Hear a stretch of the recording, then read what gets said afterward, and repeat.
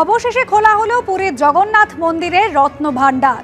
৪৬ বছর পর খোলা হলো পুরীর জগন্নাথ মন্দিরের রত্ন ভাণ্ডার।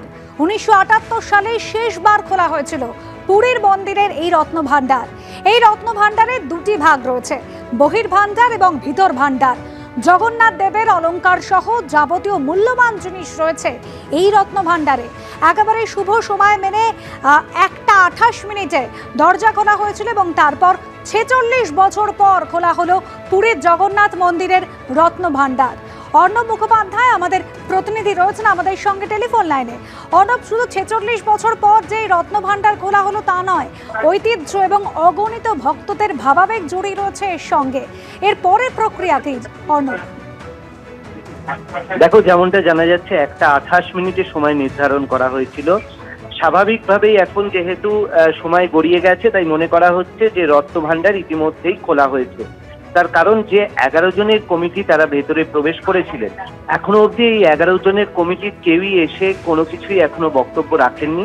মূলত রত্ন ভাণ্ডারের দরজা কিভাবে খোলা হলো, তার ভেতরে কি আছে, এইগুলো বলার দায়িত্ব রয়েছে বিশ্বনাথ রথ, যিনি হচ্ছেন অবসরপ্রাপ্ত বিচারপতি, অথবা মন্দিরের মুখ্য প্রশাসক, তারা এসে বলবেন। কিন্তু এখনো অবধি তারা যেহেতু বাইরে আসেননি, তাই সম্পূর্ণ তথ্য এখনো অবধি যেমনটা জানা যাচ্ছে সামনে আসছে না। এবং এই যে গর্ভগৃহের পাশেই একদম যেমনটা জানা যাচ্ছে যে এই রত্ন ভাণ্ডার রয়েছে, তার দুটো ভাগ রয়েছে, বহির্ভাগ এবং ভিতর ভাণ্ডার, এবং আরেকটা হচ্ছে বাহির ভাণ্ডার। তো এই ভিতর ভাণ্ডার খোলাটাই হচ্ছে মূল বিষয় এবং সেটাকে নিয়েই মূলত আলোচনা চলছে। যেমনটা জানা যাচ্ছে তার ভিতরে বেশ কিছু সিন্দুক গচ্ছিত রয়েছে, যে সিন্দুকগুলো এখন কি অবস্থায় রয়েছে সেটা দেখার। এর জন্য প্রয়োজনীয় আলোর ব্যবস্থা করা হয়েছে, এর জন্য প্রয়োজনীয় সিসিটিভির ব্যবস্থা করা হয়েছে, সমস্ত কিছুই ব্যবস্থা করা হয়েছে এবং এর জন্য স্বর্ণকারের ব্যবস্থা রয়েছে।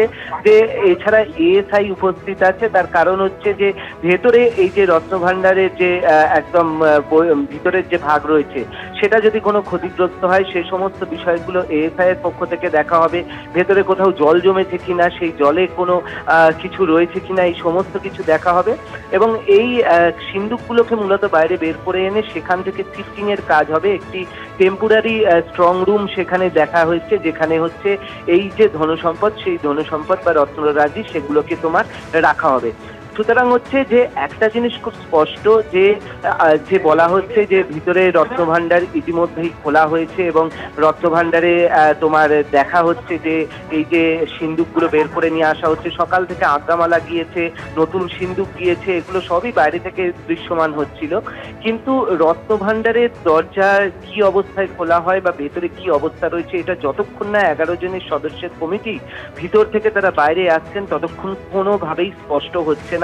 আর কিছুক্ষণের অপেক্ষা, হয়তো তারা এসে তারা হয়তো ব্রিফ করবেন যে কি হয়েছে, কি রয়েছে, কি পাওয়া গিয়েছে, কিভাবে দরজা খোলা হয়েছিল। কারণ বলা হয়েছিল যে একটি চাবি তো পাওয়া গিয়েছে, কিন্তু সেই চাবির কি কন্ডিশন রয়েছে, সেই চাবি কি আদৌ খোলা যায় কিনা, না হলে দরজা ভাঙার কথা বলা হয়েছিল। তো কিভাবে এই রত্ন ভাণ্ডারের 1:28 যেহেতু সময় নির্ধারণ হয়েছিল, আজ্ঞামালা এসেছিল, সুতরাং এটা বলাই যায় যে 1:28 দরজা খোলার কথা। এবং যেহেতু এত সময় গড়িয়েছে, তার জন্যই এটা ধারণা করা হচ্ছে যে ইতিমধ্যেই তোমার দরজা খুলে দেওয়া হয়েছে।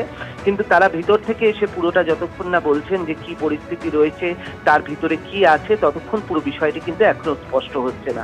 সবাই কৌতূহল নিয়ে দাঁড়িয়ে রয়েছেন যে এই যে এত বছর বাদে রত্ন ভাণ্ডার খোলা হচ্ছে, তা থেকে কি দুর্মূল্য বস্তু পাওয়া গেল, তা ঠিক কি পরিস্থিতিতে রয়েছে সেটা জানার জন্য সবাই আগ্রহী রয়েছে।